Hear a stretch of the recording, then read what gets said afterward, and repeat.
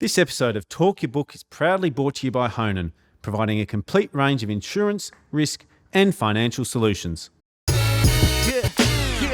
Fundies called me up, told me to take a look, but stay stubborn as bulls and talk their own book. Get the money, get the money, get the money. Well, Richard Ivers from Prime Value Asset Management, thanks very much for coming on Talk Your Book. I thought before we get into your stock pick, it'd be a good place to start by you telling us about Prime Value and what your guys' investment philosophy is. Thanks, Chris. Yeah, Prime Value was founded around 20 years ago. It's part of a family office, so we're a little bit different to a lot of other funds in that we're very much focused on capital preservation and take a lower risk approach to investing. And that flows through to the way we invest, the stocks we pick. We're very much focused on quality end of small caps. So my fund is X100 or a small cap fund. We're very much focused on the quality end of the small cap spectrum.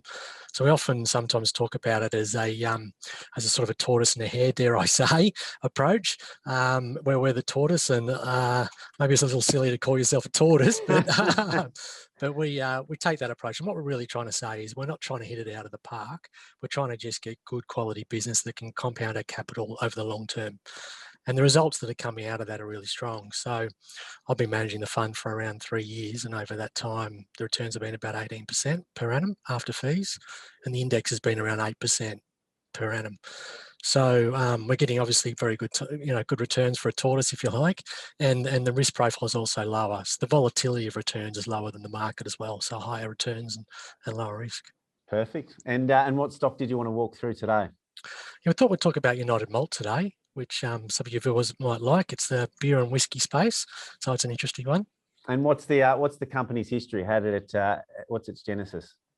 Yeah, so it came out of GrainCorp. So it demerged around almost exactly 12 months ago, actually, March last year in 2020. And GrainCorp's a relatively volatile earnings business, so it's exposed to the agricultural cycle, whereas United Malt is a more stable business. And when they were put together, there was a view that there might be synergies, but that didn't really play out. And so you found that United Malt were restricted in their ability to invest in their business because they had this other side, the GrainCorp side, had a very volatile earnings stream. So you couldn't really take long-term investments, the United Malt side.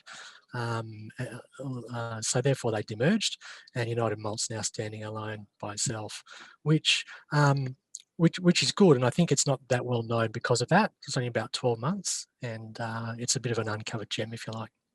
In general terms, do you have a view where you have a bias towards demerged businesses? For me, they feel like they're often an unloved business unit of a larger corporation. Then once they get demerged, they've got just a much stronger focus on that business from a management team that's really focused on achieving some new goals. Is that sort of broadly your view of demerged businesses, or do you take it just one opportunity at a time? No, I absolutely agree with you. Well, I mean, we take it one opportunity at a time, of course, but there is a strong track record of demerged businesses doing well. And, for the reasons I've just explained about the ability to deploy capital and take a longer term view, there should be a definite benefit for that for United Malt. And talk me through United Malt. What's their business model and who are their customers? So they're involved in the name gives a hint, it's involved in the malting process. So, when you produce beer, there's 4 main ingredients. There's water, yeast, hops, and malted barley. And they're particularly big in the malted barley side.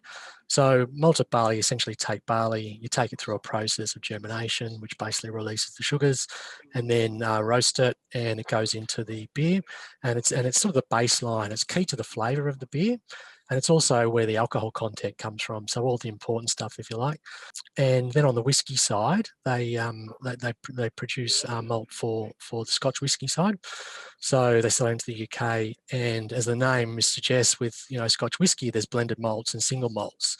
So it's obviously a key ingredient within whiskey as well, and they supply the malt for those Scotch whiskey producers. And what's their split between beer and whiskey?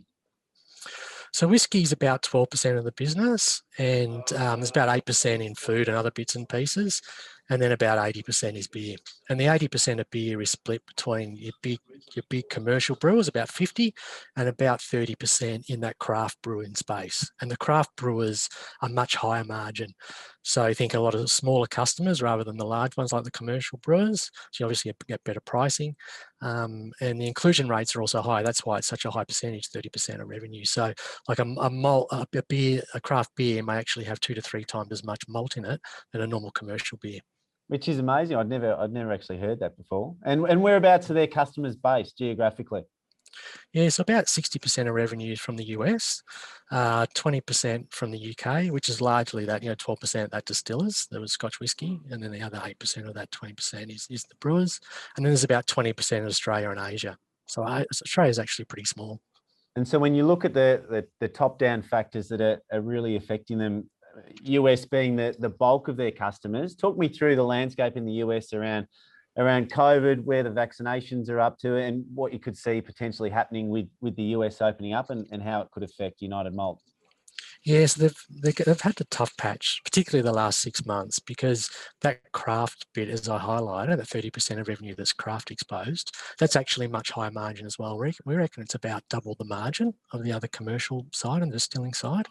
And craft has been impacted by COVID, and what the impact has been that bars and restaurants have been shut down. And think of craft brewers that perhaps don't have bottling facilities, so they're relying on selling kegs into pubs, or they have their own beer pubs, and those ones have obviously been affected with shutdowns. So the last 6 months, and they're about to report their results. This 6 months ends. The reporting period ends in March. They're reporting May, and it'll be a tough 6 months. We know that, but in the US, where again, like 60% of their revenue is, that we're seeing that vaccination roll out, and it's been very, very fast. So now in the US, you've got around 40% of the adult population have had a vaccine, and about 20% have had both doses of the vaccine, so are fully vaccinated. And they're rolling out almost 3 million a day, so about another 1% a day. So it's really accelerating, and it's coming into the key drinking period too of summer.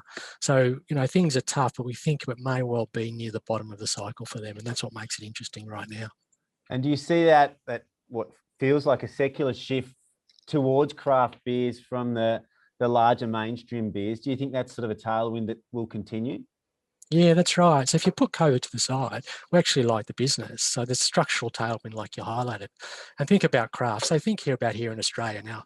Now it's not a big part of their business, but as you might know, like when I grew up, VB and Carlton Draft and Melbourne Bitter were about the only beers that were around, right? And now you can find all sorts of craft beers. Think, Stone and Wood and Mountain Goat here in Melbourne and several others. And that shift in demand towards craft is a tailwind for them. So they over-index, and United Malt Group over-index in craft, so it's 30% of their business, but it's only about 20% of the industry, so they're overweight in that sector, that growth segment.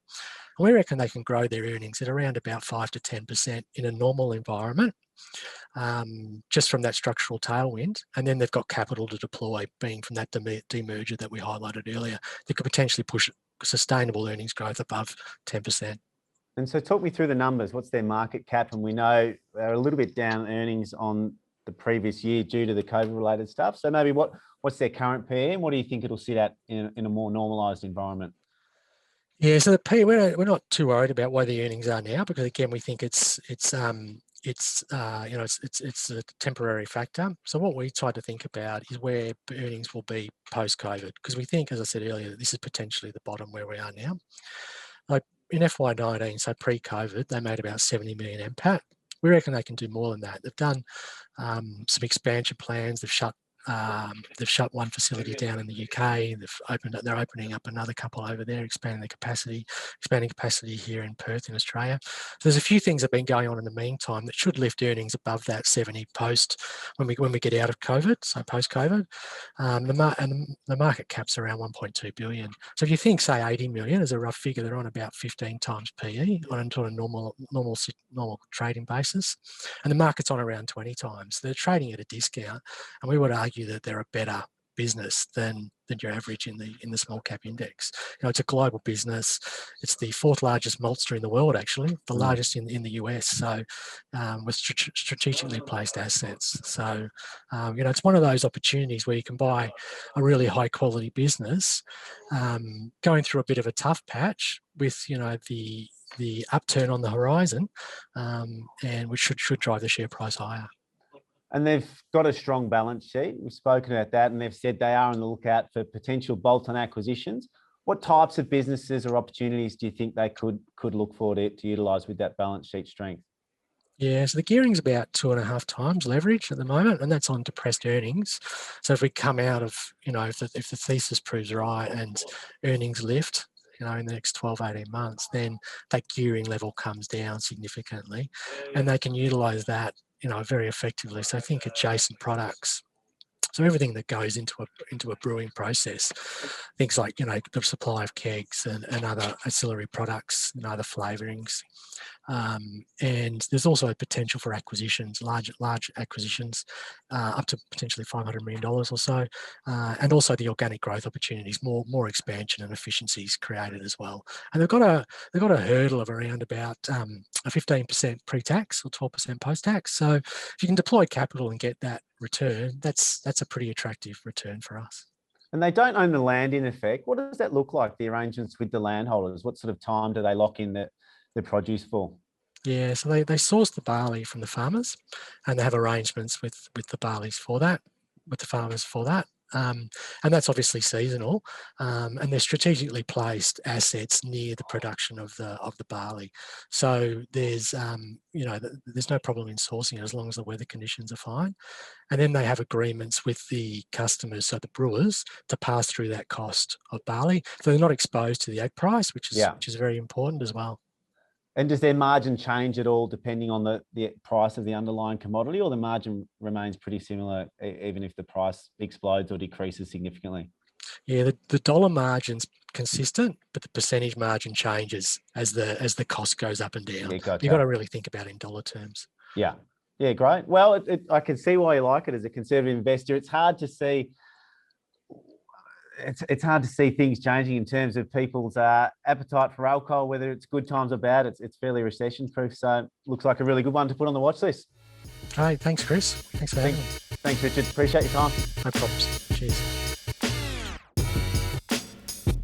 This episode of Talk Your Book was proudly brought to you by Honan, who go beyond a transactional insurance broker to deliver better outcomes for their clients. If you're enjoying Talk Your Book, make sure you subscribe to Chris Judd Invest.